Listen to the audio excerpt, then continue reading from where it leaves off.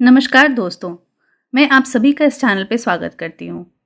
वैसे तो कई लोग होंगे जो महाभारत के बारे में जानते हैं, पर क्या आप जानते हैं इसकी शुरुआत कहाँ से हुई?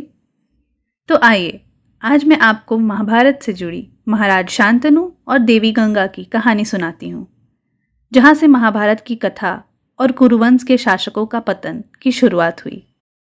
महाराज शांतनु कुरुवंश के प्रतापी राजा थे। वो अपने राज्य हस्तिनापुर को बहुत ही अच्छे से चला रहे थे और उनके कार्यकाल में उनकी प्रजा भी बहुत प्रसन्न थी। एक दिन महाराज शांतनु ने गंगा के तट पे एक बहुत खूबसूरत स्त्री को देखा। वो देवी गंगा थी, इंसानी स्वरूप में। उनकी खूबसूरती पे महाराज शांतनु मोहित हो गए और उनके सामने शादी का प्रस्ताव रखा। उन्होंने कहा, हे देवी, आपके जैसी अलौकिक सुंदरता मैंने कहीं नहीं देखी।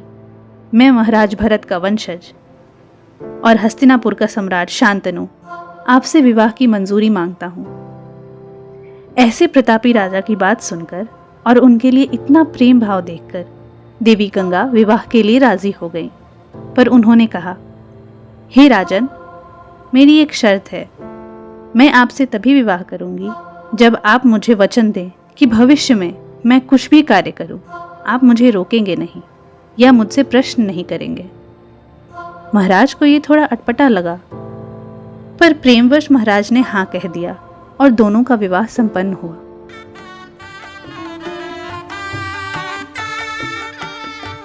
एक वर्ष पश्चात महाराज और देवी गंगा को एक पुत्र की प्राप्ति हुई। राज्य में सब बहुत खुश थे, पर देवी गंगा ने उसी दिन उस नवजात बालक को गंगा में जिंदा ही प्रवाहित कर दिया। ये देखकर महाराज को जैसे सांप सूंघ गया। सारी प्रजा विचलित हो उठी, पर महाराज वचनबद्ध थे। उन्होंने देवी गंगा से कुछ नहीं पूछा और एक एक करके देवी गंगा ने अपने 7 पुत्रों को मार डाला। पूरी प्रजा में आतंक फैल गया। चारों तरफ डर का माहौल था। महाराज के लिए तो जैसे ये दुख असहनीय हो रहा था। देवी गंगा को 8वीं संतान की प्राप्ति हुई और वो इसे भी गंगा जी में प्रवाहित करने जा रही थी, पर महाराज से अब रहा नहीं गया और उन्होंने इस बार देवी गंगा को रोका और कहा, कोई स्त्री इतनी निर्दयी कैसे हो सकती है? कोई माँ इतनी निर्मम कैसे हो सकती है? क्या तुम्हारा दिल एक बार भी नहीं धिक्कारता तुम्हें? और ये बोलकर महाराज ने देवी गंगा का रास्ता रोका और कहा कि इस बार मैं तुम्हें ये अपराध नहीं करने दूंगा। फिर क्या था, देवी गंगा अपने रूप में महाराज के सामने आई और उन्होंने बताया कि वो हिमालय पर्वत पुत्री गंगा हैं और उन्हें ब्रह्मदेव के श्राप के कारण इंसानी रूप लेना पड़ा। फिर उन्होंने बताया कि उनके 8 पुत्र 8 वसु हैं जिन्हें वशिष्ठ मुनि का श्राप मिला था और वे इस जीवन मरण के चक्र में फंसे रहे। इसलिए मैं यहाँ इन्हें मुक्त कराने आई थी। 7 वसुओं को मैंने इस चक्र से मुक्ति दे दी, पर 8वें वसु को लंबा जीवन और जीवन के सभी सुख दुख पीड़ा झेलने का श्राप है। फिर देवी ने कहा, हे राजन, आपने अपना वचन आज तोड़ दिया। अब मेरे शर्त के अनुसार मैं यहाँ नहीं रह सकती। आपके साथ इस धरती पे मेरा समय पूरा हुआ।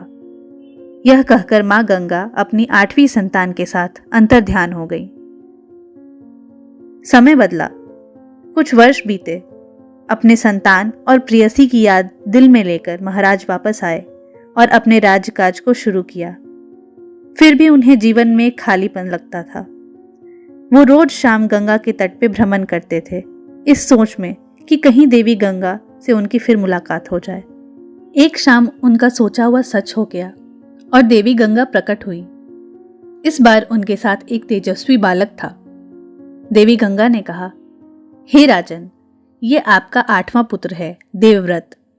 इसकी सारी शिक्षाएं पूर्ण हो गई हैं। वशिष्ठ मुनि के द्वारा इसे वेद, उपनिषद, अस्त्र शस्त्र और राजनीति की सीख दी गई है। ये कहकर मां गंगा ने देवव्रत को महाराज शांतनु को सौंपा और फिर अंतर्ध्यान हो गई। अपने पुत्र को पाकर महाराज बहुत खुश हुए। उनके प्रताप, तेज, बुद्धि, कौशल देखकर महाराज को बहुत गर्व हुआ और उन्होंने देवव्रत को अपना उत्तराधिकारी घोषित कर दिया। यही देवव्रत आगे चलकर भीष्म बनते हैं, जो महाभारत के मुख्य पात्रों में से एक होते हैं। इससे आगे की कहानी मैं आपको अगले भाग में बताऊंगी। तब तक आप मेरे चैनल को सब्सक्राइब ज़रूर कर दें और जो बेल आइकन है उसे भी दबाना ना भूलें।